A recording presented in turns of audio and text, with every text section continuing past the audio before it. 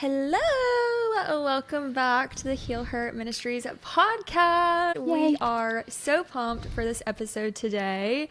This is for my women who are seeking a partner, and that is like your main focus.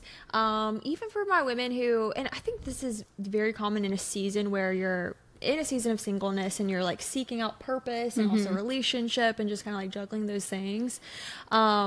So yeah, we're going to talk about why we believe and why the Lord gives us, and just the importance of really like layering in and seeking and going after and discovering your purpose before just being so like obsessed with finding a partner, and just the importance of that and what that really looks like. And really the how-to, a little bit of that as well, because I know that's a huge question. Like, how do I find my purpose and that sort of thing? Or how do I find the right partner? But knowing that purpose precedes the finding the partner piece. The order. And we want to talk about why. So start us off, I guess, tell us why that order. What's so important about that? So I think that as women, we already have in our mind what actually Kimberly, our friend Kimberly, she asked me, I went to like this singles party at her house, and it was just single girls from our church. And she was asking us, what does your husband look like? Like, what does your partner look like? And it was the first time anyone ever asked me that in that way. And so it just stayed on my mind a lot. And I started asking God, like, what does he look like? And, you know, one thing that he's made very clear, and I think it reigns true to things that you hear from like other Christians that are advising, or even pastors when they preach about singleness. But when you're in the season of singleness, it's hard to hear. When it's like, you know, when you stop looking is when you find them. Well, tell that to someone who desperately wants a partner. You know, that's tough to hear. The flip side of, or what I would say in that is, do you know your purpose? And when you're dating, do they know their purpose? You know, one of the very first criteria the Lord gave to me when I just started actually asking him, not even like praying for a husband, but just asking him about that. Because, you know, when I fully surrendered, I really, truly wanted only what God had for me. So I started wondering, had my life in terms of relationships been so bad because I was supposed to be single? And I think a lot of people think that, you know, like maybe I'm not supposed to have a partner. And of course, the Apostle Paul tells us that, you know, if you don't need to date, don't. You know, if you don't need to be married, don't. It's better for the body if you are only focused on the Lord and the kingdom. But and even Jesus talks to his disciples about that. If you can accept that, then live that life. You know, but if you have the desire to be married, these are the ways to do it. And I do truly believe that if we have that desire, then that's what the Lord wants for us as well. And so when I fully submitted, I started realizing like, I genuinely just want what you have for me. So instead of like, and I don't know that I even actively just prayed for a husband, because I think there was a block there where maybe I didn't feel worthy of one or something like that. I don't know, but there was a mental block where I didn't pray about it a lot. But when I started praying about it, it was more like, what should I want? You know, I didn't trust myself. Like, I trusted that God wanted good things for me. I trusted that God would take care of it. I trusted it would come in the right time. I trusted all those things. What I didn't trust was myself. Like, if it comes, will I even know it? Like, will I recognize it? Will I mess it up? It started all of that kind of thing.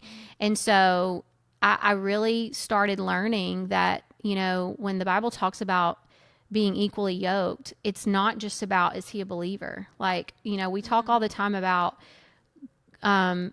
he's the God of more. Like, everything we see is never all there is. And it's true for everything. It's true about wisdom. It's true about everything. So, you know, surface level is never his depth. You know, so, I mean, just being a believer is not enough. Your purposes have to align, because your marriage is meant to be a ministry. And for me, I've known my purpose since I was 17. Like and I've realized now that, I have fallen in love with Jesus so much more realizing that that was such a gift, because getting to know all of these women that we've had the privilege to minister to, and that purpose is such a huge question for so many people. I feel so blessed and fortunate that I've known with assurance most all of my life that mine was missions. But I was talking to one of our friends the other day who also feels called to missions, and I'm like, I've just always felt on an island, because I feel like it is not one of the more common things.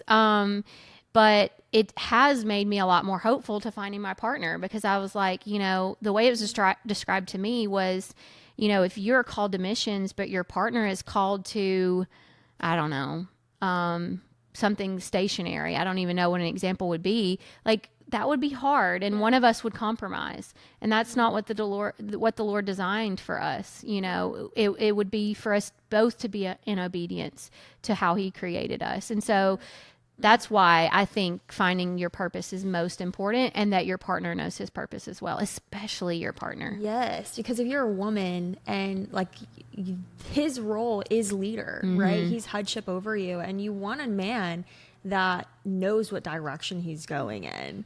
I mean, who would you be more inclined to trust with leading you? A man who doesn't know what he's created for, who doesn't know his purpose, and and because a man who doesn't know his purpose, he's just living every day just like blowing in the wind, whatever, drifting. And so it's going to be really hard for you as a woman who is called to submit, to follow and trust his leadership.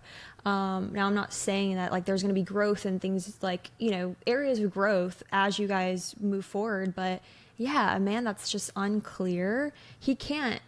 I just think this is definitely a prerequisite for him. Like, how is he going to steward his marriage well and his wife well, you well, if he doesn't know what he's called to? Because oh my gosh, like, just imagine getting married, which is like the most important decision ever, who you decide to marry. But imagine getting married and like, you just like, yeah, it's just like, we're in love, and yeah, that's all that matters.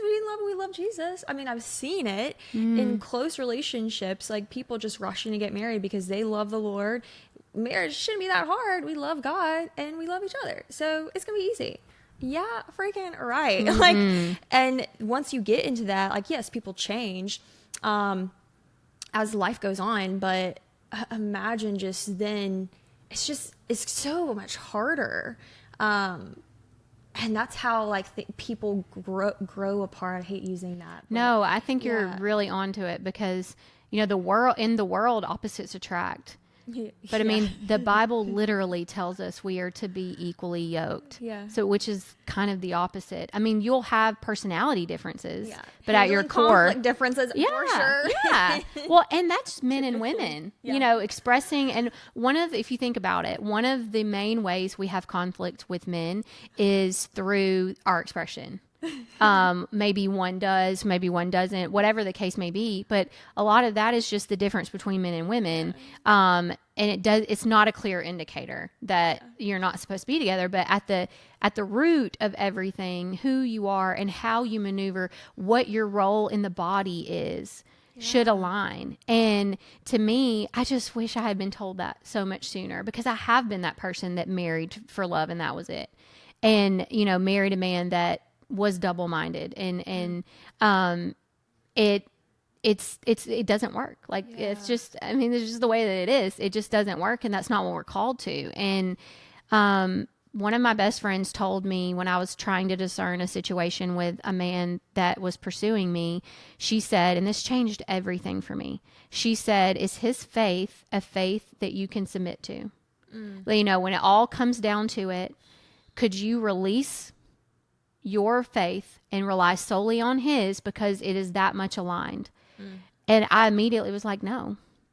And that was kind of all I needed to hear to make my decision. I was basing it off of several situations, and we just didn't see like the world and people the same. And his calling, my calling, I feel, is missions, and his calling was more like pastoring. So in my mind, I'm like, that could work, But then like the way he saw the world and the way he saw people, was so far different from mine. And that was what had me like, something's off. And so I was talking to her and she asked me that question and I was like, no, I couldn't. It's such a good question because it's not even about condemning, right? It's not even about like there's something wrong with his faith. Like, it's just that I could not be your helpmate because of what I am required to be in the body. And what you are required to be in the body, you can't be my head. You just can't. Yeah. Because, again, one of us will end up compromising what the Lord's called us to do. Yeah. And there's someone else that can do that for you.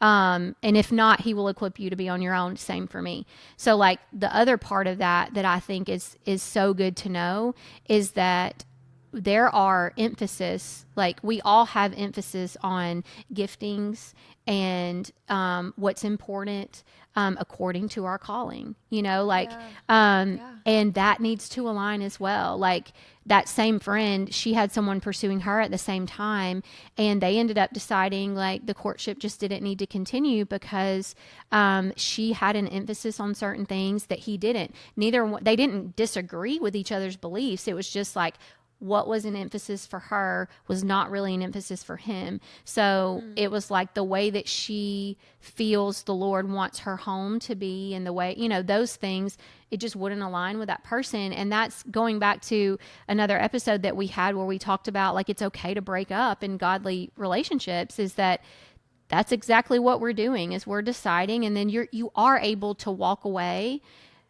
no hurt feelings, like nothing other than like, you are still my brother in Christ. Like, I wish you well, but like, we're done. Yeah. Like, and it's okay. Yeah. And you're covered, your heart is covered. And, you're just able to kind of move on. And I think that's why the world thinks that, Christians move quickly, but it's because we're gifted with discernment. Yes. I mean, there's no point in dragging our feet one way or the other, either in continuing or walking away. Yes. Yes. Like, you're going to know. Mm-hmm. One thing that it made me think about is like, I think another why what you're saying in like the giftings and things like that, knowing how God created you, right? You're uniquely made. There's no one else that is like you, and you're created for a purpose. Not really for a specific person, but for a purpose. And so the reason why it's so imperative is because you're not going to feel fulfilled. You're not going to reach this place where you are like, wow, I'm really walking in what I'm created to do, if you are so focused on just like having a partner and like that being your end all be all. I mean, I know women that their goal, like their only goal, is to get married and have kids. And it's beautiful that like that's like your deep desire, but like in this period in between, like they're just like drifting, and they're just waiting for that. And they think that once they have that, then they'll walk in their purpose. And it is not the case. You are your own. I think when you do that, you put yourself at risk for relying far too much on that person to bring you happiness, to fulfill you, to give you your wholeness. Like, and just, and a man, I mean, I don't want to generalize them, but a man is attracted, I believe, to a woman who knows their purpose, like who knows who she is and like has her own thing going on. I don't think he wants a woman that is just about him all the time. What you're saying is a godly man wouldn't be attracted to a acceptable woman like that. Yeah. One that, the kind of man that would, I think back on myself and the way that I was before. I attracted a certain kind of man. I don't attract those men anymore. Praise God. And I've been delivered. I also am not attracted to them either. Yeah. Like, I feel like I can spot it from a mile away. And I'm like, brother, like, I think that if one thing I would say to women, that if you are not there yet, it's okay. And no shade to men that don't know their purpose yet either. But it is a clear indicator, like, be friends, whatever, but he needs to find his purpose first, because a true godly man does know that. And one of the things that you're going to know, if someone's trying to court you, he's going to have his intentions very clear. Yes. He's going to know what his purpose is. He's going to be doing his own discerning. So life won't be all about you. And that's hard. When you've only dated in the world, it's hard to accept that, because you will start feeling like, is he not really that into me? Because romance does not come first. It should be merely spiritual. It should be merely like getting to know, it's not even personal. It's more like getting to know a person on a spiritual level. It should be the very first step. And you can't really excel past that, or you're out of order. And it wasn't until I learned that I was more like comfortable being single. You know what I mean? And that phrase that I used earlier, that, you know, when you stop looking, you'll find them. It just doesn't sit right with us, but it is very much, it's not even that you will find them. It's that you will find your purpose. You will find what God created you for. Then you will be clear of distraction, so that if that comes, you're ready.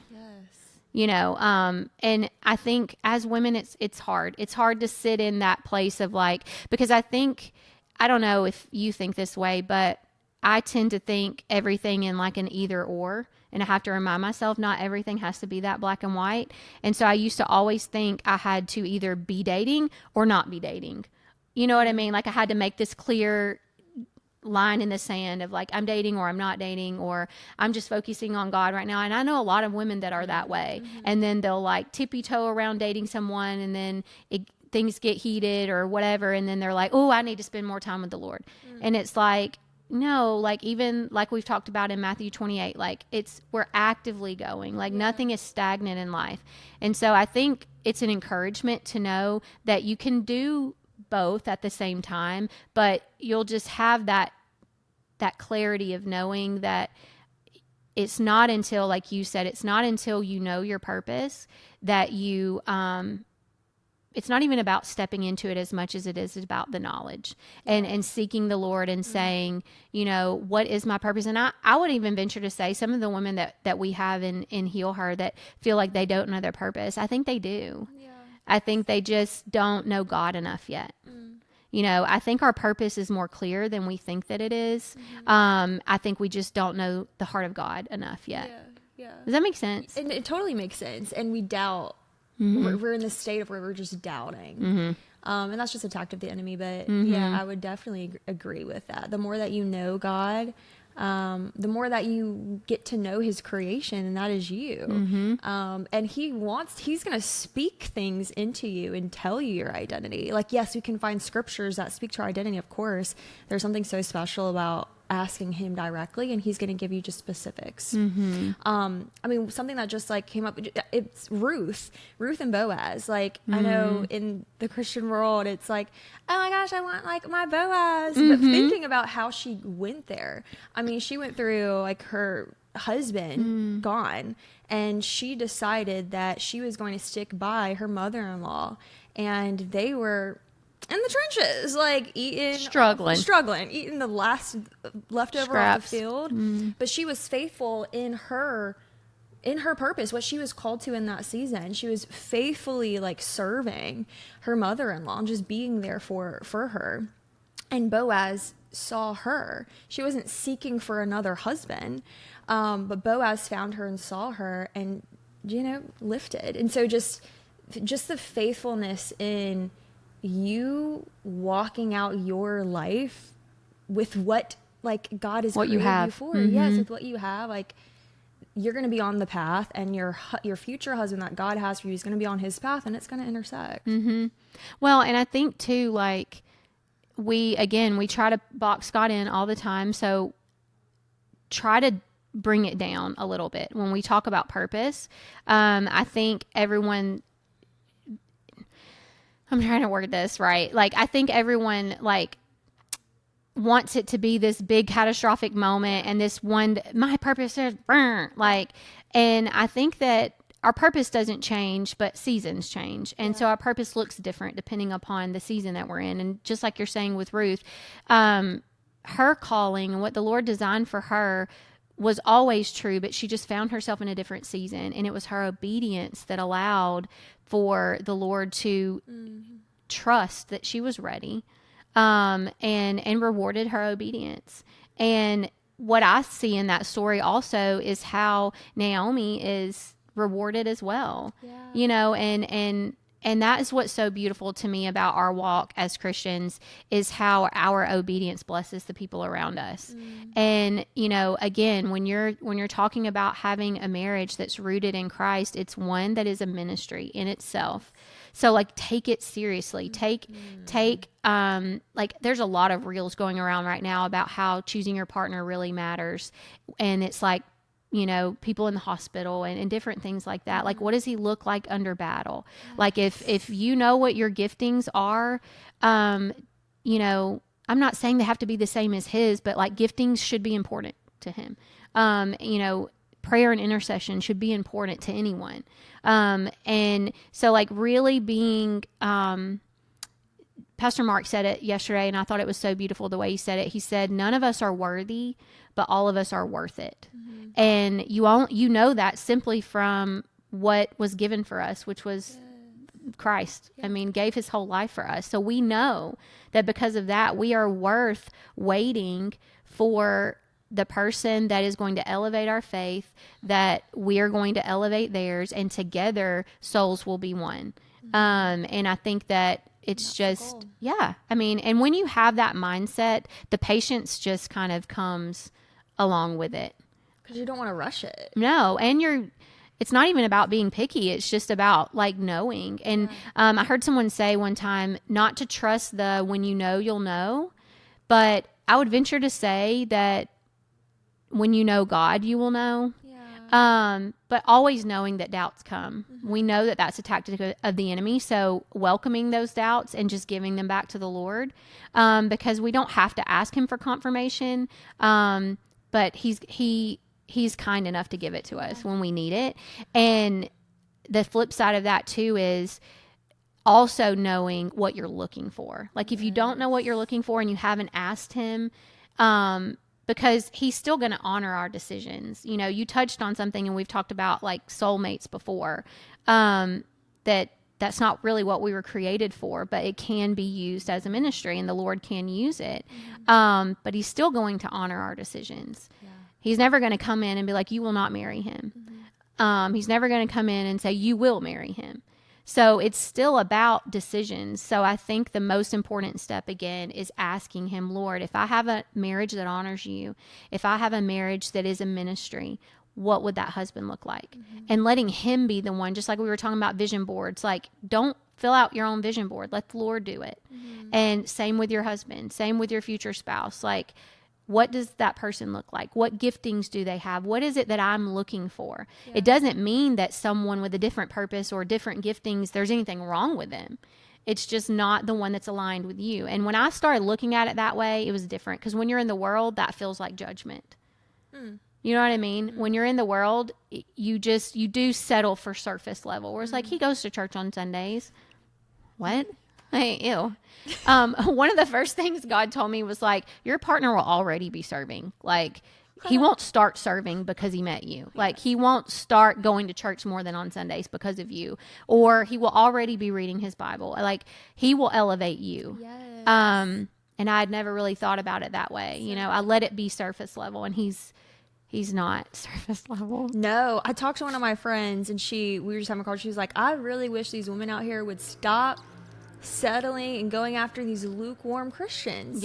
Like, you're looking for a leader, and he can make all the money in the world, and be nice to you or whatever. But like, does he know God? Is he submitted to the Lord? That's so important. And I think the last thing too is, you also aren't going to have full clarity of what your man needs to look like. You're going to try to put things on that list that don't really matter if you yourself still like are not actively healing past wounds from other relationships. So healing is such a huge part in being prepared and ready for that. Now you're going to reach this destination of like fully healed. No, I don't think we really ever get there. But if you're still being led and tainted by past wounds, you haven't really actively healed and let the Lord in those areas, like, that is a huge step too in finding your purpose, and definitely like even knowing what to look for in a partner. Well, and I would even venture to say, like, that is a prerequisite. Like, Yes, I would not, please. I mean, I would very much caution dating during or prior.